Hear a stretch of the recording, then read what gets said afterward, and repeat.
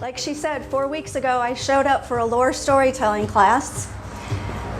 Little did I know that I had to have a story that night to start working on.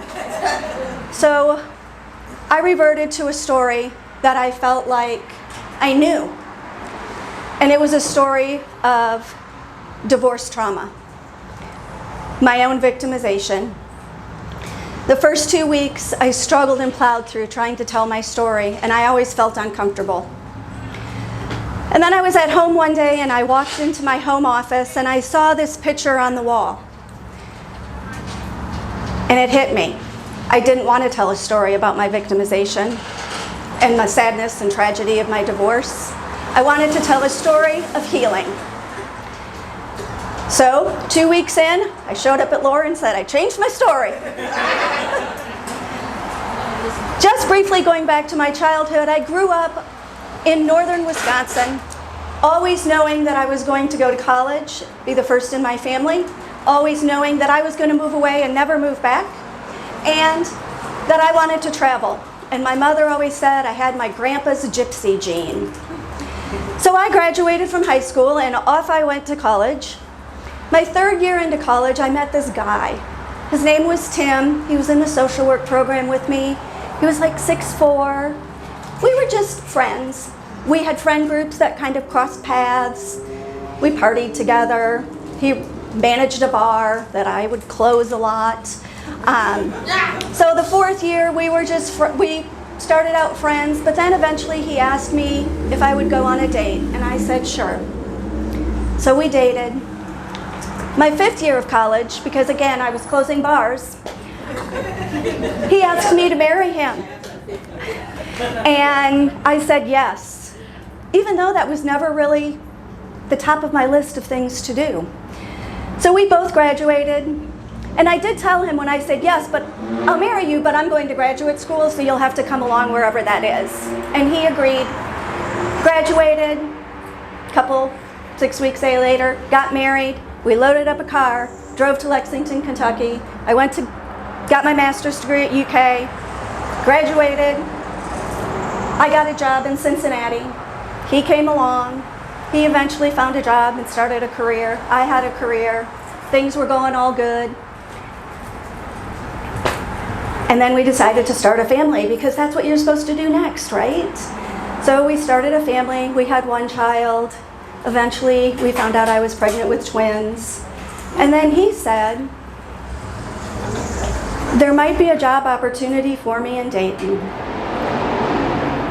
I was very pregnant. In fact, I was probably about ready to pop. But we were like, okay, we will move our family to Dayton. So I gave birth to twins. It maybe sounded like that.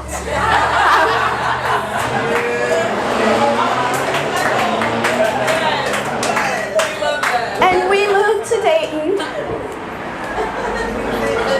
And we were going to have 3 children. And with the astronomical costs of childcare, we made the decision that I would become a full-time stay-at-home mom. So, raising our children, marriage was really pretty good most of the time. Occasionally we had some struggles. Off and on, I worked part-time, I volunteered a lot. But eventually our youngest was going to go off to college, and we were going to be empty nesters. And my husband said to me, hey, I have a job opportunity in a city halfway across the country. But I would have to go before the boys graduate. And I said, okay, you go ahead and go.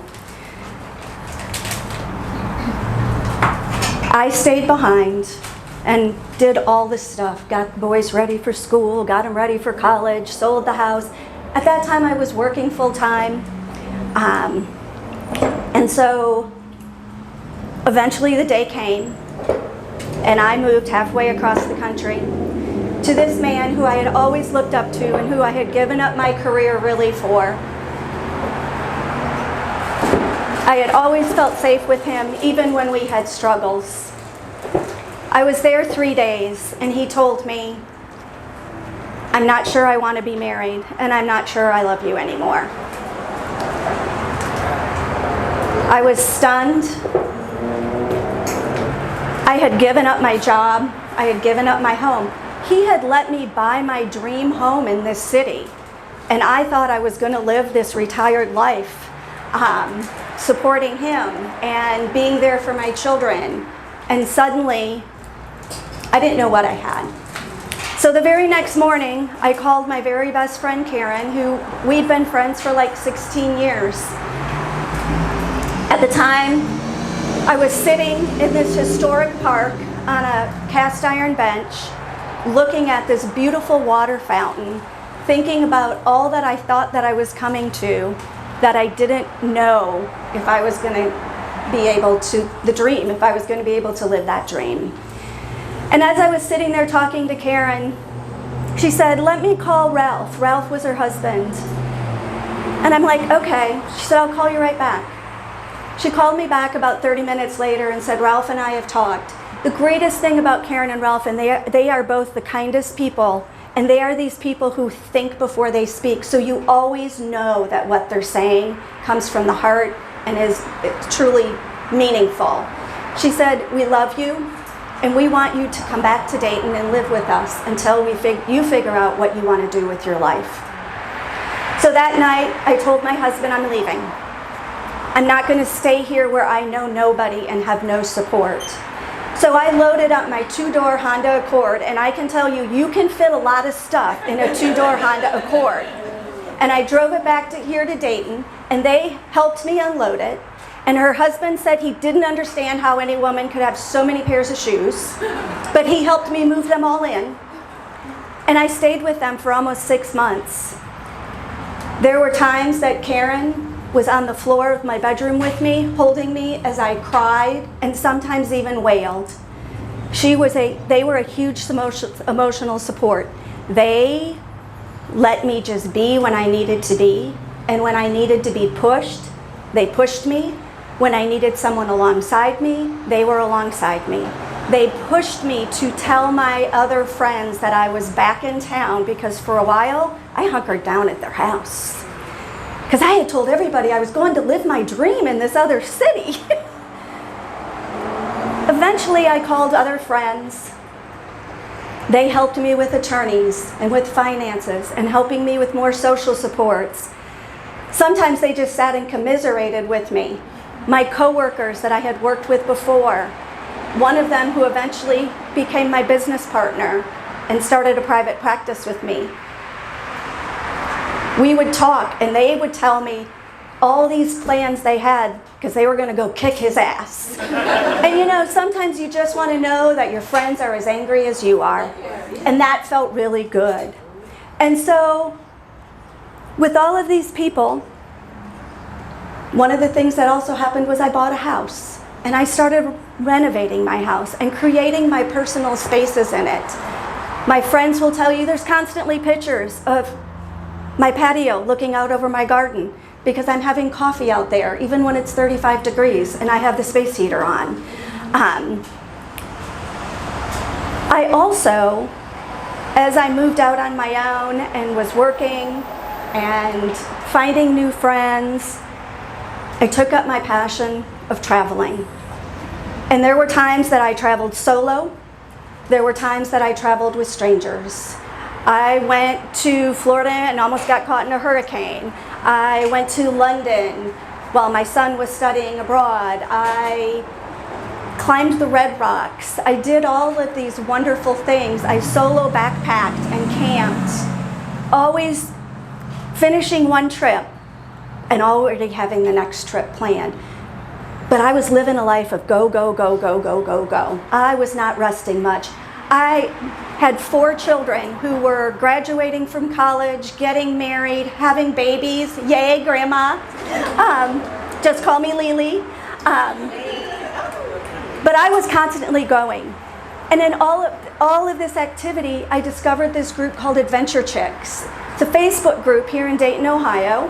And it's just a whole big group of women, and they get together to do all these different things. Sometimes it's adventure, and we're hiking and camping. Sometimes we're at resorts. Sometimes we're doing conferences, self-care, learning more about ourselves.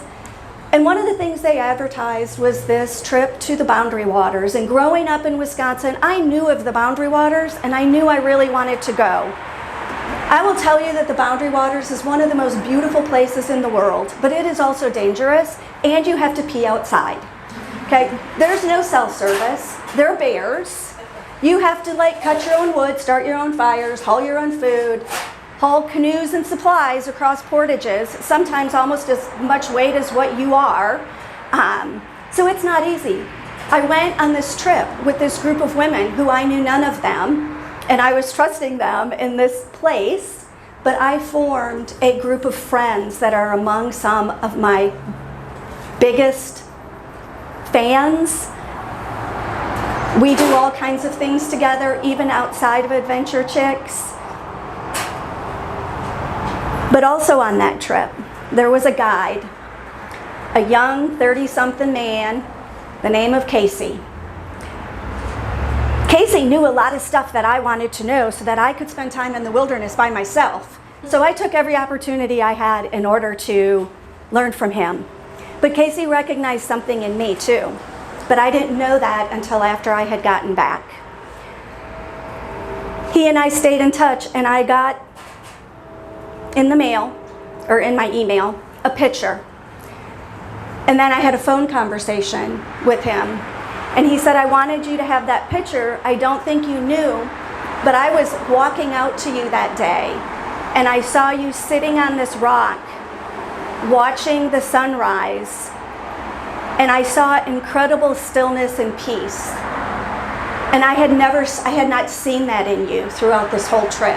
I had seen anxiety and franticness and trying to control things so that you felt okay. But in that moment, he said, I just had to stop and take this picture, and I wanted you to have it. And folks, that is the picture that hangs in my home office. And 2 weeks ago, when I walked into my office and I saw that picture, and I knew that my story was about healing. Because my healing not only included all of those frantic moments of trying to put my life back together and trying to find myself, trying to be okay with my kids, it was also about finding those moments of peace and stillness. And that's what my journey of healing was all about.